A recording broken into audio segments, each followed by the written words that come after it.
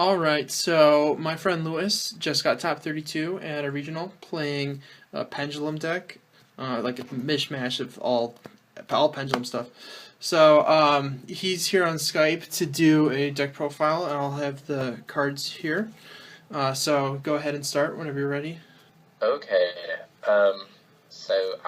As Ryan said, I played a mishmash of pendulums, and it was fun because I like pendulums. So first I have the Draco Slayer engine. So I have Bluster, Lector, Vector, and 3 Master. Um, Playing Lector was okay. I only played it because I wanted a guaranteed high scale to be able to summon Sorcerer and the rest of the level 4s in my deck because rank 4s and making Ignister is very important right now. And then I have a small baby Majespecter engine. I have 1 Kirin and 3 Bunbuku. This is pretty standard in every Pendulum deck. If you're not playing Kirin, then you haven't played against it and you don't know why it should be banned. Then we have a very large Odd Eyes engine. So I have triple Odd Eyes. These are good for searching everything good in your deck except Joker and Kirin, and I guess Ignister, or any of the Draco Slayers really, but it's really impactful when you combine it with any of your Odd Eyes scales except Mirage, but that's okay. And then I have 1 Light Phoenix. It's a searchable low scale, which I ran into a lot of issues with in testing, so I decided to put in Light Phoenix, because having a low scale, even though it's a 3, is very important, because I need to be able to summon my level 4s, and even Kirin with any of my high scales that aren't 5. And then I have 1 Mirage Dragon. It's just a 4th 8 scale to go with my 3 Performapals Odd Eyes Unicorn. This is probably one of the best cards this weekend. If you summon Odd Eyes and have Joker or Sorcerer, and you have the Unicorn in your scale, and they have a monster on board, you pretty much do too much damage. I definitely more than once top decked this for game. Having a high scale is super important in this deck, so that's why I'm playing 4. And then we'll go to the Performapals. So I have 1 Skullcrobat Joker, because it's at 1, otherwise I'd play 3. I have 3 Sorcerer, because Joker's at 1. And it got reprinted, so I can play more than 1. It's a low scale, which is, again, really important in this deck. Having the 2 scale is pretty nice, because you can Pendulum summon Eccentric and Bunbuku. Eccentric is for popping monsters, Bunbuku is just for having more monsters on board to deal a little bit of extra damage. And its Pendulum effect is okay. I never actually resolved it, because I was only using it to summon Kirin. And then I have 2 Radish Horse, which is Hat Tricker in the hand. So if they have a special summon monster and you control at least as many monsters, which is a weird way of saying it, if you have the same number of monsters or less than them, and a special summon monster, you can summon it from your hand.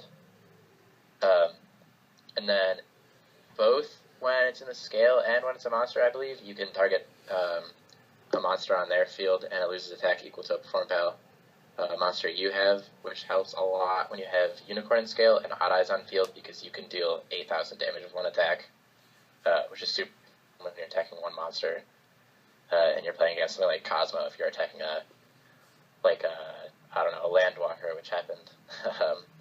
I dropped it down to 300, 600 or whatever, and my Odd Eyes was at 43 because of Joker, and that was enough damage for me to end that game. And then I have 2 Arching Eccentric, again, extra high scale, also pretty good against hitting certain back row that isn't anti-spell, and good for popping monsters like Vanity's Fiend and Spirit Dragon in Blue Eyes, and then other various negate baits. And then I have 3 Abductor, which is 100% the best card in this deck. There is no argument against it, or argue against that statement. Being able to search any single Pendulum card in my deck by activating Terraforming is kind of Unbalanced is a good word. Um, it's low scale. It's a complete scale if you open it in Terraforming and any other card you can place face up. So any normal summon, any scale, which is every monster in my deck, is a scale. So I can activate it in any other scale. You can do stupid plays where if you open double Abductor and a Terraforming, you get 2 searches of any card in your deck. And I assume one of those is a Joker, so you get 3+ searches in a turn. That's it for monsters, and I go to spells. I have 1 Draco face-off to complete the Draco engine. It's good for spell counters and good for making Ignister randomly when your opponent doesn't want you to. I have Odd-Eyes Fusion. This is probably the second best card in my deck. I top decked this against more than one person when they had a full field, and you send 2 from your extra deck, you summon Odd-Eyes Vortex Dragon, bounce their big attack position monster, negate their things that try to negate you, and then summon Kieran and continue winning. And then I have 3 Sky Iris and 2 Terraforming, so basically 5 Sky Iris, because I don't play other field spells. Sky Iris and Terraforming are really good with Abductor, because it gives you spell counters, which gets you searches of anything. Sky Iris gets you an Odd-Eyes card, so you can get Odd-Eyes Fusion, you can get any of your high or low scales, and you can get a big beater to end games. Then I main decked 2 MST. Not 100% sure how I felt about this. I talked to someone else who was doing the exact same thing. He said he hated it. I said I was okay with it. I'm not sure if I would do this again. Then I have 1 Ignite Reload and 1 Upstart. The Ignite Reload is why I'm not playing Lizard Draw and Gaturtle Engine, because if I drew that off of Ignite Reload, I wouldn't be able to resolve it that turn, and I just have drawn wasteful cards. That's it for the main deck. For the extra deck, I have 1 Odd-Eyes Vortex Dragon. Again, just almost a win more card. Sometimes it just seals games. When you summon it in defense position, your opponent can't attack over it, which happens a lot against metal foes because they can't actually hit over anything that's 29 or higher. And then same thing goes with Dynaster. It helps you protect your scales, and it can continue making plays. If you go Dynaster into Magister, you can detach your Luster or Master and then summon it to the grave and then do a little bit extra damage, which sometimes can complete games. And then I have an Ignister. That's self-explanatory. It's broken. Then I have 1 rank 3. It's Super Quantal Mech Beast Grand Pulse. I don't have a Break Sword, so that's the reason I'm playing this. I probably wouldn't play it again. I never once made it. I missed Diamond Dire because I was playing this. Then I have Dweller, DA, and Blue Eyes. I made it against Blue Eyes, and it still didn't match. Castell is good for getting rid of floodgates or other things that are a problem. Manager, as I said, if you make this going first, you can search twice in the end phase. You search with it, and you search with Odd-Eyes, which is really strong for setting up because it's also a big defense, so it prevents you from getting OTK'd. Sometimes, not always. I have Trapeze Magician. I forgot to make this, but I still OTK'd. Otherwise, this card is pretty good for pulling out OTKs when you need it. Then I have Utopia Lightning. These are beyond self-explanatory. And then I have my 2 Odd-Eyes Fusion targets. Odd-Eyes Absolute Dragon. I didn't summon it once, but you can summon it. There's no reason to, because you lose damage if you do. And Odd-Eyes Rebellion Dragon. Those are mostly there to just be used with Odd-Eyes Fusion, because when your opponent controls 2 monsters and you control none, 2 or more monsters and you control none, you can send from your extra deck, which includes the face-up extra deck, if anyone didn't know that, which is really handy. So yeah, those are there to resolve the Odd-Eyes Fusion turn 2. Then Red Eyes Flare Metal Dragon, that's to make if I can't finish off a game, but I put them low enough to where they can't activate cards. And then number 38, which I didn't actually make, but in theory you can make it with Dynaster and Ignister, or Dynaster and Dynaster. It's really good if you go first and you have a really good going second hand, and you need to make something happen to stop your opponent from playing. And then for the side deck, I played 2 Maxi. I probably would have mained these over the MSTs, because Maxi is a really good card, and I sided him for a lot of matchups. 2 Ghost Ogre and Snow Rabbit. This is really good against metal foes, and that's kind of it. I don't like playing against metal foes, so siding Ghost Ogre helps. I have 2 Ally of Justice Quarantine. I picked up a 3rd at the regional before the tournament started, but after I turned on my deck list, I would play 3 of these. You open this against Blue Eyes, they lose. They have no way out of it, except Kaijus, but they don't draw their Kaijus when you summon this, which is nice. 3 Dango Sekka. It's good against Demise decks. It's good against...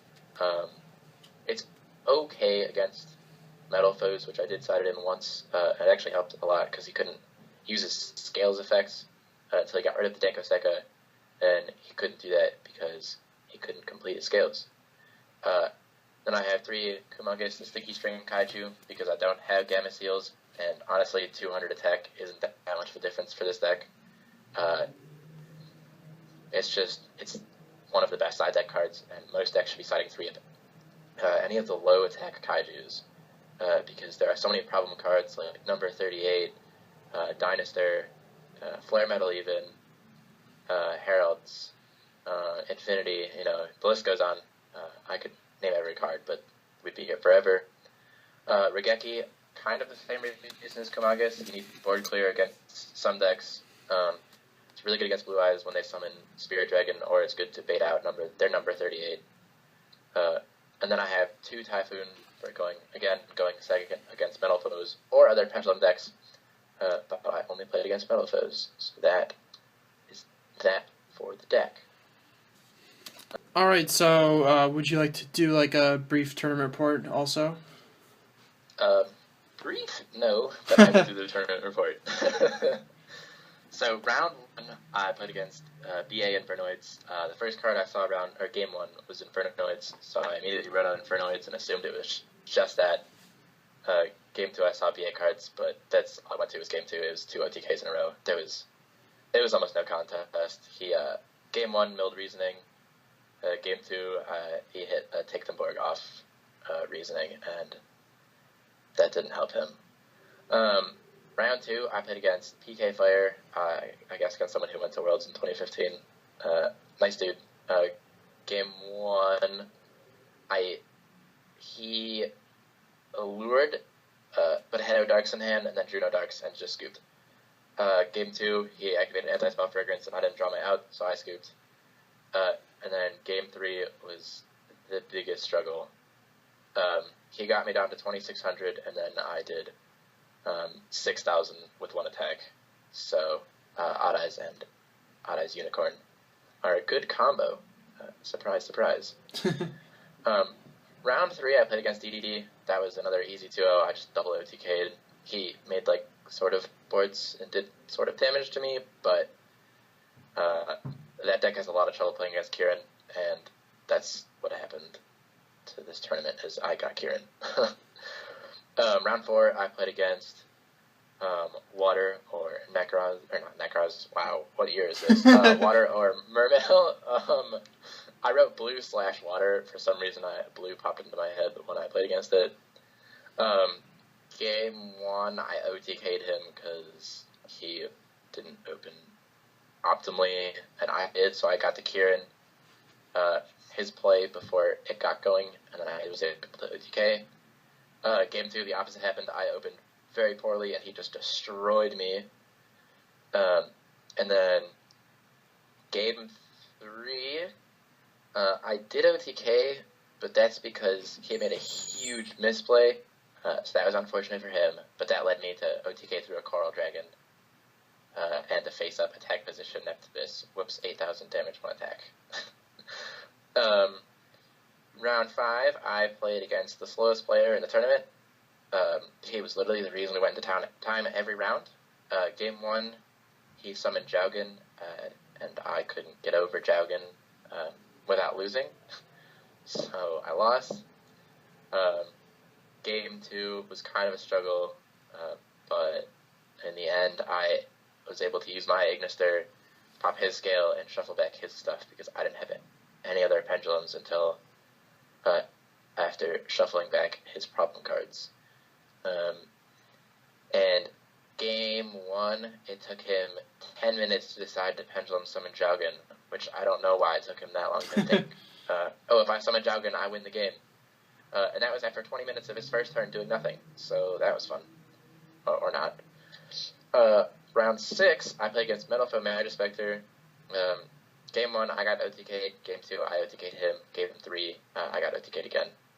That's just kind of how that worked. I don't know if it was actually Metalfoe Majespecter, but he had the Majespecter Cat as well as Bunbuku, but that was the only other Majespecter card besides Bunbuku and Kieran I saw. So I could be wrong about it being Metalfoe Majespecter. Round 7 was Blue Eyes.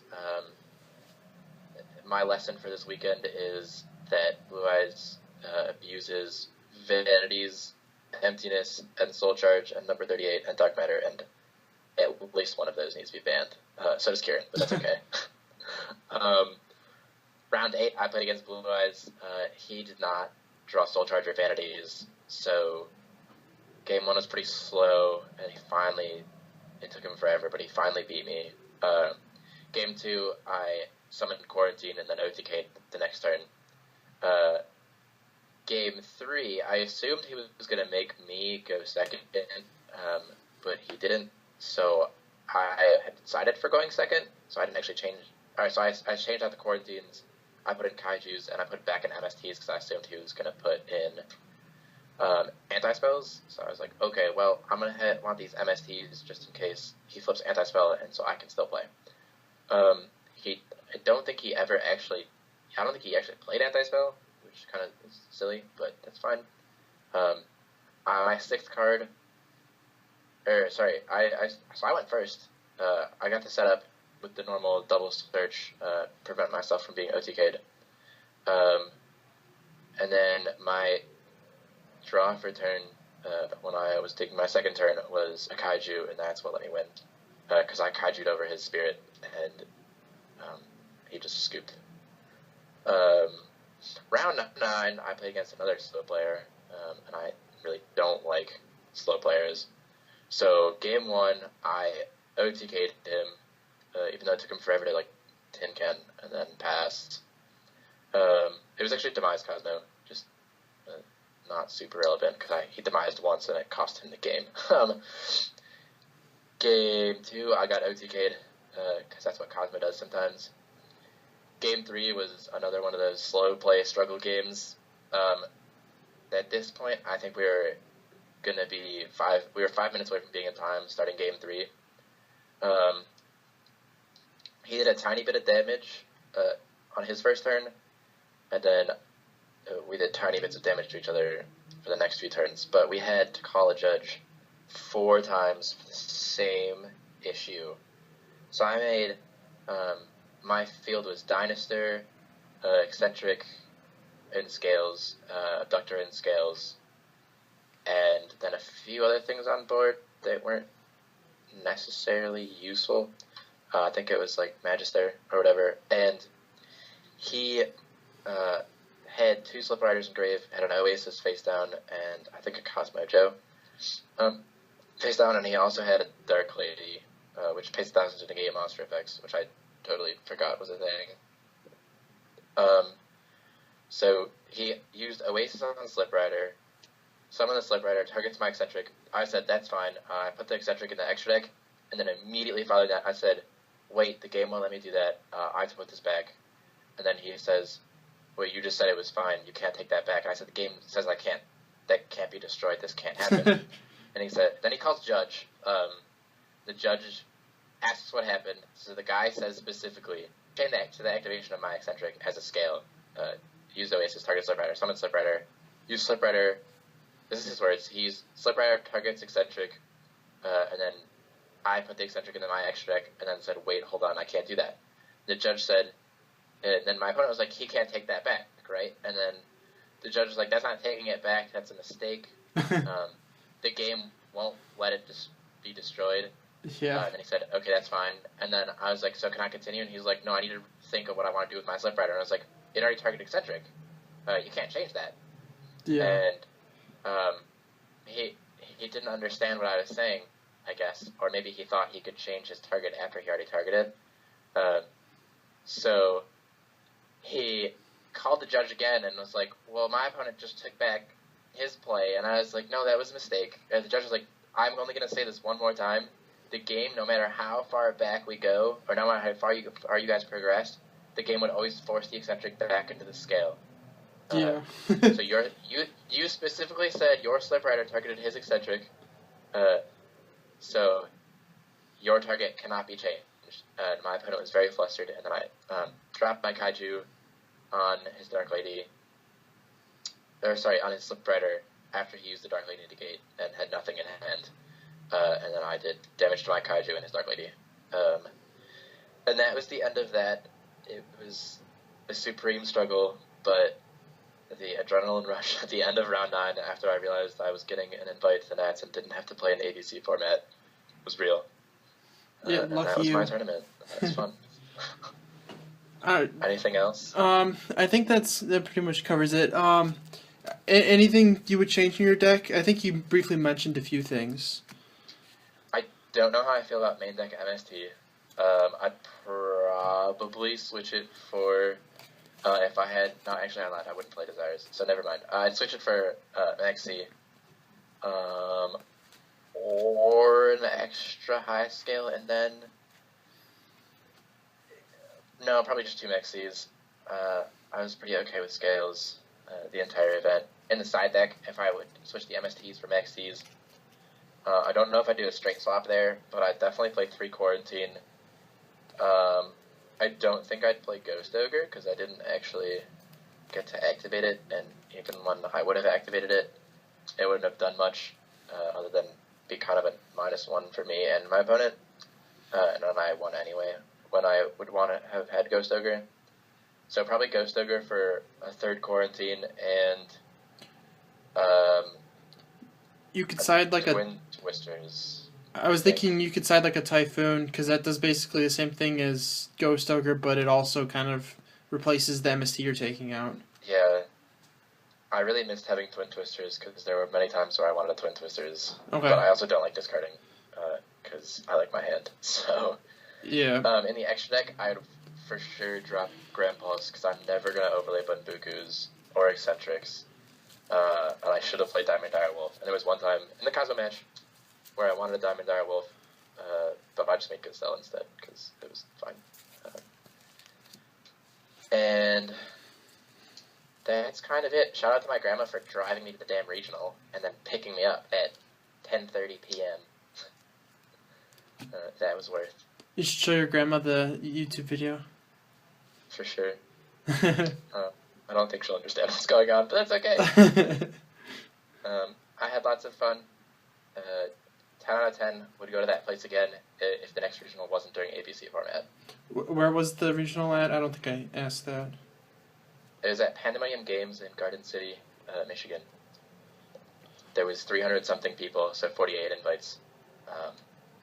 Round 9 was about, I don't know, there were like 50 play tables, so half the people there were topping, and half weren't. Alright, so thank you for the deck profile and tournament report. You're welcome. So that was Pendulum Top 32 deck profile. Hopefully you guys all enjoyed the video, and if you did, be sure to check out some other stuff.